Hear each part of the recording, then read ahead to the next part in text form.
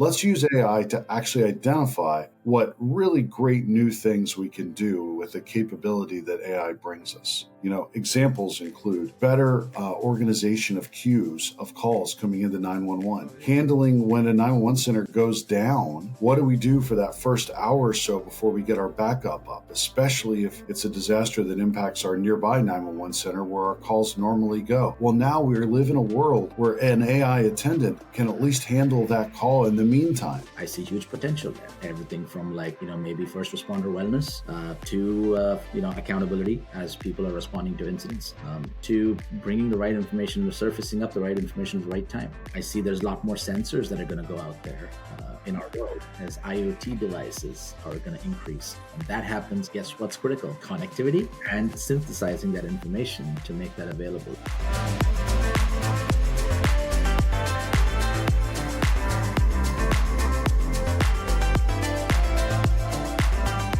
When I say artificial intelligence, what's the first thing that comes to mind?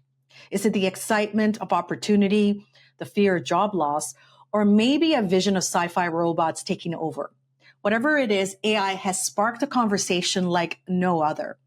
There is a lot to unpack, especially when it comes to public safety, a critical service, but one that also has a reputation of being slow to embrace change. Welcome to Critical Connections, a podcast that features the stories of the people and companies helping to keep our communities connected, informed, and safe. Today, we're going to explore how AI is already playing a role in public safety, from predictive policy models to streaming emergency response, but it's also raising important questions about ethics, trust, and transformation. At the heart of all of this innovation is connectivity, something that ensures AI-powered tools can respond in real time, especially in life or death situations. Lots to talk about today. Joining me now is Christopher Blake Carver, the Director of Market Development at Hexagon Safety, Infrastructure, and Geospatial. He also spent several years with NENA, the 911 Association. Welcome, Chris. Hello, and thanks for having me here. It's great to be a part of this exciting conversation. Also joining me is Sai Narain. He works at Microsoft as a Director of Technology Strategy. A big part of his job is working closely with state and local governments, helping them accelerate innovation through technology. One of his specialties is public safety and justice. I'm very excited to have you here today, Sai. Thanks for having me. Appreciate it. And finally, my colleague at Dejero, Kevin Fernandez, a familiar face to many. He leads Dejero's global sales team as a Chief Revenue Officer. Hi, Kevin. Hey, Evie. Hey, Sai, Chris. Privileged to be here and listening in and working with you guys on this. Okay, let's start with this exercise right off the top. You've all got a variety of work and life experience in tech and emergency response. When you hear artificial intelligence, what comes to mind? Yeah, sure. So AI is an opportunity more than anything. It's a transformative opportunity to enhance how we do our jobs, no matter what your role is in public safety. Now, the reality is that can be scary. Nobody likes change. I once had a doctor tell me on a plane, the only person in the entire world that actually likes change is a baby with a wet diaper. And I think that's true. And it's especially true when it comes, to public safety. But what AI also is not everything changing. And the analogy that I spoke of with our Dejero friends before was in the 1920s, the American Fire Service switched over from having their fire trucks drawn by horses to having to be motorized and attached to, at the time, gasoline or even steam-powered trucks to get where they were going. Yes, that was unbelievably hard, especially for firefighters that had come to love the horses that served them. And the fire stations were designed for those horses. They had haylofts. We had a whole ecosystem built around that. But it changed. Didn't change overnight. Took a period of time, took a period of adjustment, and we ended up improving public safety dramatically. Response times were lowered, costs were lowered. The whole entire operation was made a little bit better. But in most other ways, it was still the same. It was still firefighters dragging hose, going into firehouses. It was still the response looked the same. The dispatching looked the same. Everything else looked the same. So it's this unbelievable combination of transformative, yet same. And that although maybe some might find it to be limiting, is actually inspiring because it means we can do some amazing, great things, but the whole world doesn't have to be different tomorrow. And it allows us to feel a little more comfortable with moving forward and exploring some of the possibilities inherent in any technology evolution, including AI. Really interesting. Sai, I'm going to get you to jump in here. Obviously, we see Microsoft Copilot as sort of, how it's moving forward with AI and its application. But of course, there's lots more to see that what will come out of that. What comes to mind when you think about AI? Yeah, I think AI is not new. I think to Christopher's point, there is a ton of opportunity. I look at AI as an opportunity as well. Over the years, we're all used to AI in different ways, shapes, or form. We all have probably now mobile devices. We probably do our banking from it. We probably pick our favorite restaurant to go eat. We probably book our tickets from our mobile phones. Email spam filtering. All this is AI in different ways and shapes or form. It's become a big hot conversation topic since generative AI has gained so much traction in news, that this idea of AI generating content has all of a sudden created this mass awareness of AI. But AI is not new, and we're all using AI in some way, shape, or form. And I think what's different here as we talk about public safety is applying AI to be a meaningful and you mentioned the word co-pilot as an assist. There's this idea of now looking at AI differently and using the best of our abilities, our natural intelligence, and combining that with artificial intelligence to be able to do our work better, right? And that's really what we're talking about. So AI for me is not new, it's different, and it's certainly, to Christopher's point, it's transformative and it's change. Mm-hmm. How about you yourself, Kevin? What are your thoughts on AI and its applications? Yeah, I think working at Dejero, Evie, for all these years and focusing on customers or putting technology in front of customers that aren't techies, right? And looking at it and saying, how can we offer value, whether it's connectivity or something else, to that customer base? When I look at AI along those lines, I look at it as trying to describe it as something that's very common to the average person, which is it's just another search engine. And it's a different way to interact with that search engine that offers a whole bunch of unique opportunities that I think will be disruptive. But when people look at, and to Sai's point of AI in some form or another being around for a long time, and this is just an evolution of that, I see it the exact same way. I think it's an evolution that will be probably a little bit more disruptive because of how much more capability it has. But if you boil it down to kind of its, at least in my mind, the simplest form, it's a way of an assistant that is a better search engine than you have today. And at least for me, it sounds less scary when you say it that way. Yeah. I think that all of you in some ways, we're all referring to the promise of AI, but also the transformation that is going to, and it's already happening. But I think, change management is certainly one of the challenges to how that will unfold. Public safety agencies often operate in high stakes environments where tradition and reliability are critical. Chris, how do you approach then fostering trust in AI within that kind of environment? So I think it's actually a two-part process. I think half of it is exactly what Kevin just said. It's framing what you're doing in a way that connects it to something that we already do. And so I mentioned it as well. AI is already being used. We did a survey here at Hexagon a couple of weeks ago on LinkedIn, and 85% of the people said they were either using or looking forward to using AI. And not to kind of tease the folks that completed the survey, but I got a chuckle out of it because the reality is that 100% of the people are already using AI. Unless they live somewhere completely disconnected from the grid, have never used a banking app, have never made an airline reservation, have never gone to dinner or anything like that, right? So I think the better that we frame it in the first place as something that's an enhancement of something we're already doing, I think that's part of the puzzle. But there's another piece too. I had the opportunity, the unbelievable pleasure of being an attendee at the National Emergency Number Association Standards and Best Practices Conference and Critical Issues Forum last week in Clearwater, Florida. And at that event, the CIF focused for 2 days on AI and public safety. And it was one of those great events where your mind is just blown constantly. And one of the constant themes was the blend of looking at it as something we already do, but also taking a step back and not just using AI to repaint the room. Let's use AI to actually identify what really great new things we can do with the capability that AI brings us.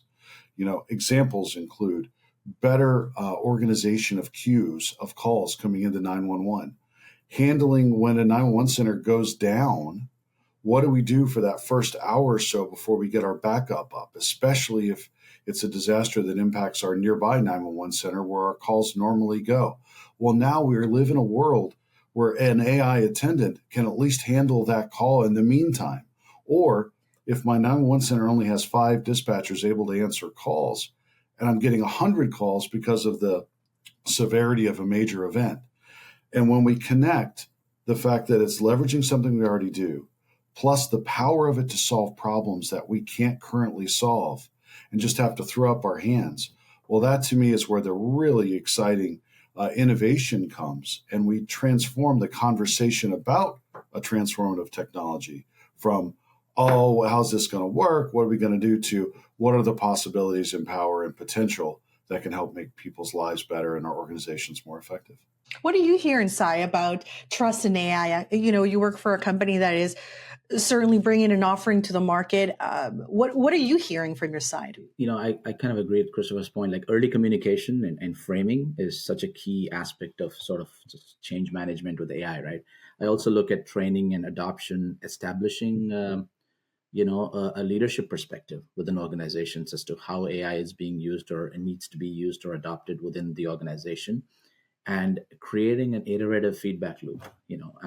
AI, just like any other technology, that you implement within an organization, there's a lot of testing that is going to be part of that whole process. And I think with AI, a lot more testing, a lot more iterative, a lot more feedback loops are required. And so, what I'm hearing is there's a massive promise, right? I think we need to go from the art of possible to the art of the practical, and sort of put out scenarios, put out opportunities where we can start now, as opposed to just keep thinking about what's possible in the future. Because unless we start on that journey and start making iterative steps towards that journey, we're not gonna eventually get there. Or again, North Star is north. Just never get there eventually, but you kind of keep progressing, right? So for me, I think it's all about framing, communicating, being iterative, and setting clear expectations as to what you want AI to do and not to do, and where do you want it to play a role, and keeping that human element in the middle of all this, and making sure that we're not diminishing the value of natural intelligence and the human in the middle of it, because at the end of the day, it's about how humans use AI. It's not about how AI works with humans. It's about how humans use AI. That's just been a theme of AI conversations for public safety now for months and maybe even years, is that it is not a replacement for the human. In fact, the human interaction is required to make AI reach its potential, just like the vice versa, just like the reverse of that is true. And when you start thinking about hallucinations and biases and things like that can enter an AI model, it's more important than ever. We just can't throw up our hands and say, "Oh, AI is going to do it." Then we're not going to be anywhere better than we are today. But say to your point, if we leverage the human talent and ingenuity and innovation, and then support it with a technology backbone that ensures that it's available for us to use, like what we're talking about with Dejero, then we can really reach some amazing heights. Yeah, that's great. I mean, what I was going to mention was, so AI is really, there's the art of the possible, but nothing's possible if it doesn't have any internet connection. Kevin, do you want to jump in with your thoughts on that? Yeah, it's obviously it's something, a focus area that obviously we pay a lot of attention to, and really from our perspective, and we don't know where the future is gonna lie in terms of distributed compute. But Evie, to your point, and to make all these systems work, there has to be typically the ability to have reliable connectivity to connect to all that compute in the cloud that allows you to run those AI models and get smarter and learn and train all the different models and actors properly in the field. So I'm not one to predict how much of that's going to go into the field with expensive high-end compute boxes, or relatively high-end expensive compute boxes, versus maybe a lower end type of device that has more connectivity and relies on kind of a central core to do most of the computing.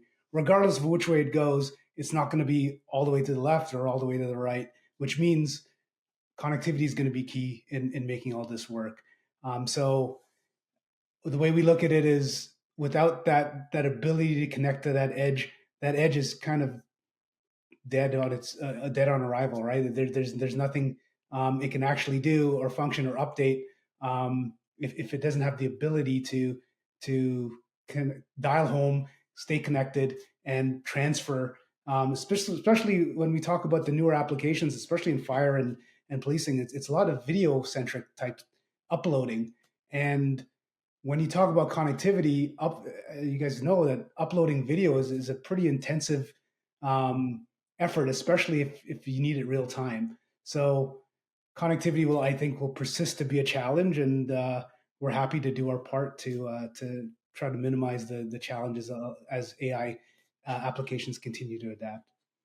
This is really interesting because we're talking sort of about the adoption or the understanding in the early days of AI. Sai, you're the director of technology strategy at Microsoft, where the flagship AI product is Microsoft 365 Copilot. You and I talked previously, and you had mentioned to me how Microsoft employees themselves were getting, used to Copilot. Can you take us through that moment and how you navigated it? Like, what are some of the best practices that helped with the understanding of what this actually means?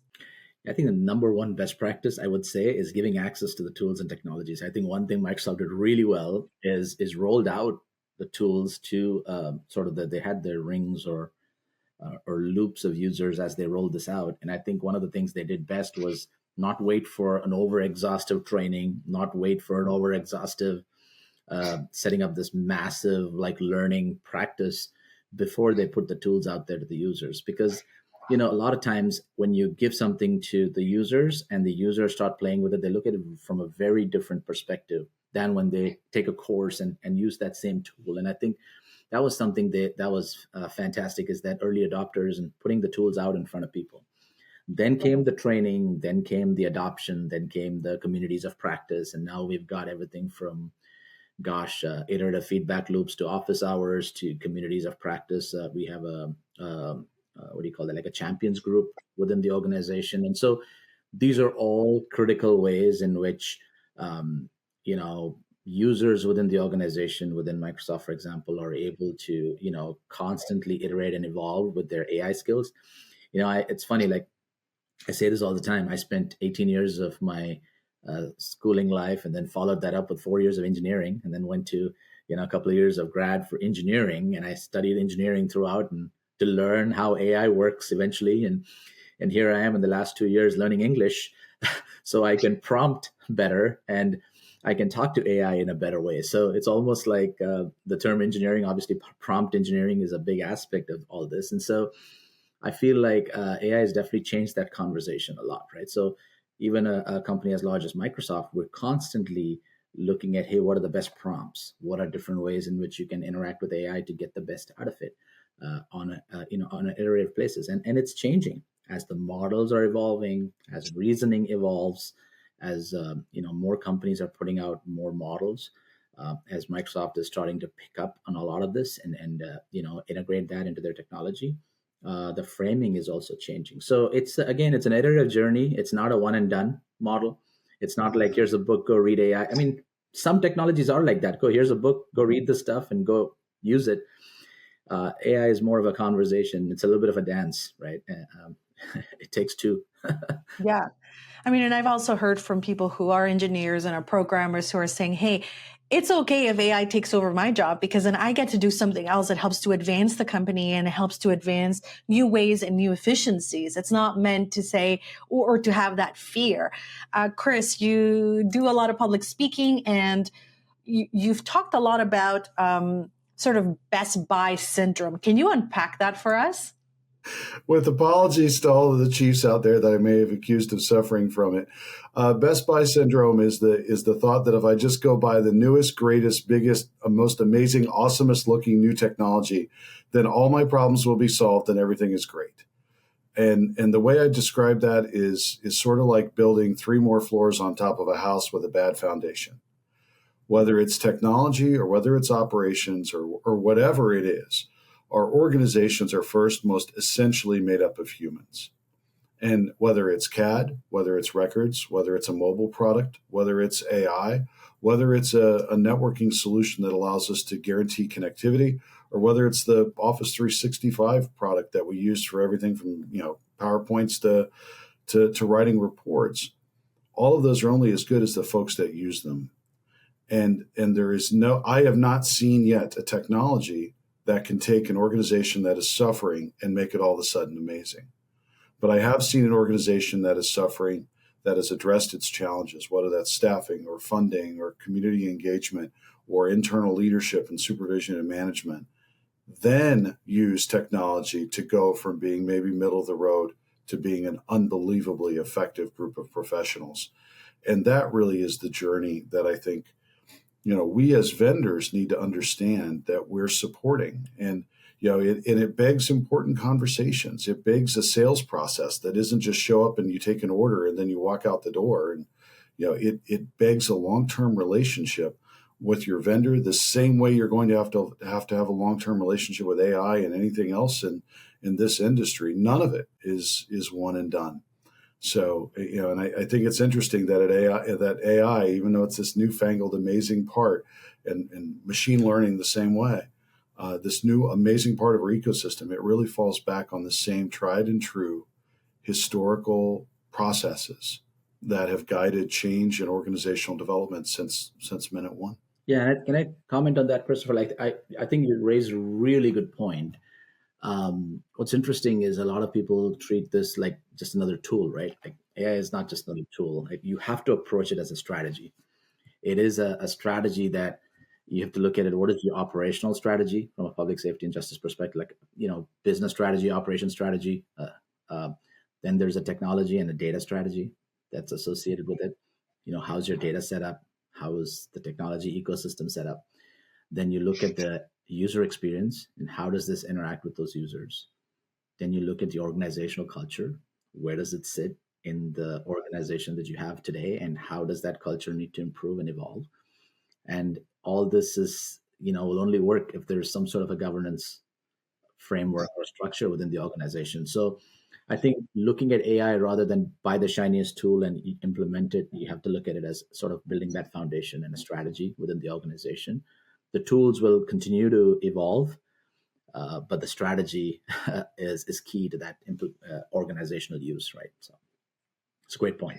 Oh, I love that. It absolutely is a strategy, because at the end of the day, you have to ask yourself as an organization, what is the best way to do this? And when you're dealing with public safety, where you're talking about dollars from taxpayers, it's even dicier, because everybody's first to say, is this really a priority? So I think this is an interesting conversation that we're taking that's taking us into a different area. Kevin, I want you to jump in here, because you lead the global sales team with Dejero, so you work with a variety of clients, and early adopters are rock stars who are willing to take those risks and embrace technology. Can you think of a couple of client success stories that you want to share? I think it ties really nicely into where we're going in this conversation. 3 different examples. The first one is our internal use of it, where I firmly believe we have one of the best support teams in public safety. And to Chris's point, we're not in a world where we sell a box and just leave. We have to support them throughout whatever incidences or challenges they have. We're looking at AI to make sure that support team is well equipped with all the latest information, be able to in real time bring up articles and support or installation instructions, anything that we've done and got a database on, have it ready at the fingertips, so they don't have to go searching for it. So they can then focus on the actual incident and helping. Typically, a person that's calling in the middle of something pretty challenging, making sure that their equipment's working and they've got the information at their fingertips. So internally, that's one of them. Outside of public safety, the one I could think of is our broadcast and media companies or partners that are looking at closed captioning. That's something that's kind of low hanging fruit that they can go off and do, and I'd see a lot of innovation there. And then finally, on the public safety side, I would say it's moving a little bit slower because of all the regulations and the life saving aspects of it. But what really excites me is the folks out in Central Pierce County who decided to create a ubiquitous network, so all their applications can work across LMR, satellite, cellular, and helping them enable that kind of groundwork foundation that I'm really excited to see how that then gets used for all the applications in the field. That's really, really exciting to us. And like I said, disruptive and transformative, as we've been talking about. We end up siloed oftentimes in public safety. We kind of do our thing, and then we don't, for whatever reason, we don't engage and talk about it. Events like that network construction in are so profound to share as best practices across the industry, so that, I mean, we can become a little AI inspired ourselves and become a learning model, right? We can, and that's just historically something that public safety has always needed to do just a little bit better. There is nothing sadder than an agency or a vendor, quite honestly, repeating a mistake that their neighbor already learned not to do. That wastes time, it kills trust, and it just creates an unnecessary level of stress and trauma for the public, for the people we're supposed to serve. If I go out and do something that doesn't work only because I never bothered to ask my neighbor how it did when, how it worked when they tried it. So that sounds really exciting about Central Pierce, Kevin. That is the kind of stuff that I think we're going to see. I think there's going to be so many lessons learned from this round of wildfires in California along that route, right? And someday soon, I think we're going to see predictive analytics around anticipated disasters. Unfortunately, we see more and more of them, sadly, all the time. And we all know, especially those of us on this webinar, the impact of that on public safety, the impact of that on public safety technology, and being able to plan for that and accommodate that and have, be ready to go with things like those types of networks. Really powerful stuff. I'm glad you shared that, Kevin. That's really cool. I think I brought it up earlier in the conversation that one of the fears that we hear from people often when AI is part of the conversation is, am I going to lose my job? And as you all know, people won't be replaced by AI, but they will be replaced by someone who uses it. Chris, can you take us through that a little bit more? Yeah, sure. The firefighters are still here. Fire truck may be no longer pulled, hasn't been pulled by horses for a long, long time, but we still need folks to do those jobs. Now, what jobs did go away? I assume everybody on here has never gotten in an elevator with an operator. So there's some jobs, there's some things that maybe will. I don't think we do anybody any service by saying that everything is going to be exactly the same forever. I don't think that's realistic, whether we're talking about AI or anything else. But to your point, if we know how to use the tool, if we become valuable, whether we know how to use CAD or we know how to use AI or we know how to use a radio or we know how to use Copilot or any of these other systems that we're talking about, it makes us more valuable. It makes us more essential, to the operation. So I would encourage anyone in public safety, find the training. There's so many free courses available online. There's so many classes you can go take, and no one knows everything about this. They really don't. We are all learning as we go, and being a part of that and being engaged in that will help you establish yourself and your organization and in your future path to operate in an AI enhanced world. So, be the firefighter, don't be the horse. That's really what I would say in that case. Mm-hmm. Sire, Kevin, what are some of the exciting examples you've seen where AI has enhanced or, we're starting to see the potential of it enhancing human capability rather than replacing it? Gosh, everything from transcription, translation, like Kevin talked a little bit about closed caption. I think, we live in a global society. We've got people who are calling into the 911 system with multiple languages as they speak. I see there's massive potential for AI to play a great role in that, like the ability to real-time transcript and translate conversations. Obviously, predictive modeling is a huge area. I also look at areas like synthesizing large pieces of information. So we went from this era of like tons of data to information, and then now I think we're at a point where we now have a ton of information. How do we go from information to intelligence, right? And I think AI has got a massive potential as sort of like intelligent synthesizing varying pieces of information, creating correlations, figuring out pulses and signals from that, right? I see huge potential there. Everything from like, maybe first responder wellness to, accountability as people are responding to incidents, to bringing the right information, surfacing up the right information at the right time, listening to 10 different radio channels is not what we're built for as humans. Although, our first responders do a phenomenal job at it and keeping pulse of everything that's coming at them. I see there's a lot more sensors that are going to go out there in our world as IoT devices are going to increase. When that happens, guess what's critical? Connectivity and synthesizing that information to make that available. So I see a lot of promise in those areas with AI. I know companies are already working on that. And I think we're going to see more and more organizations starting to look at how AI plays a critical role in these areas. Kevin, anything you want to add to that? No, I'm by far the lightweight when it comes to being out in the field in public safety compared to you, Sai and Chris.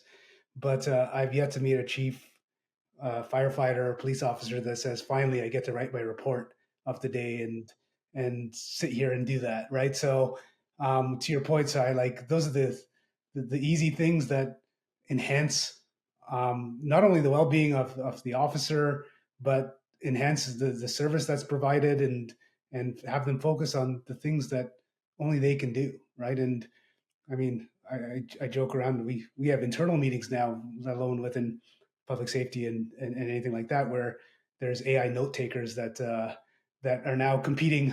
They have multiple AI note takers on a video call.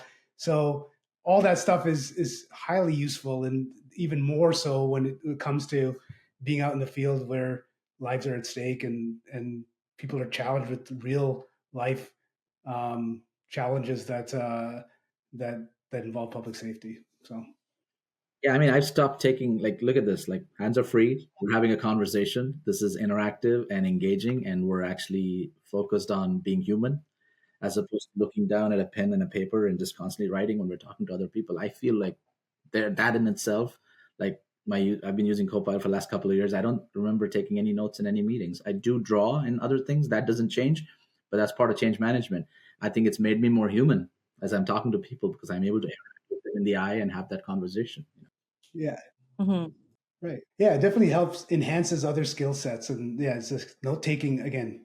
You didn't get to where you are at Microsoft because you wrote good notes, right? It's all the other features and all the other things that come through that allow you to do that. So Mm-hmm. Well, before we say goodbye, I wanted to just hear a bit from all of you. We talk about the promise of AI in public safety, and I think Chris, you've touched a little bit in regards to how we can break this down from automating and supporting processes that humans shouldn't be doing anyways, especially when agencies are already facing crisis of staffing. Talk to us a little bit about that, and then we'll jump over to Sai. So, I mean, it's a world of promise in terms of any new technology when it comes in. But there's another example too that I think is important, almost as important as the fire trucks and the horses, and that is the idea of CAD itself. It's computer assisted dispatching.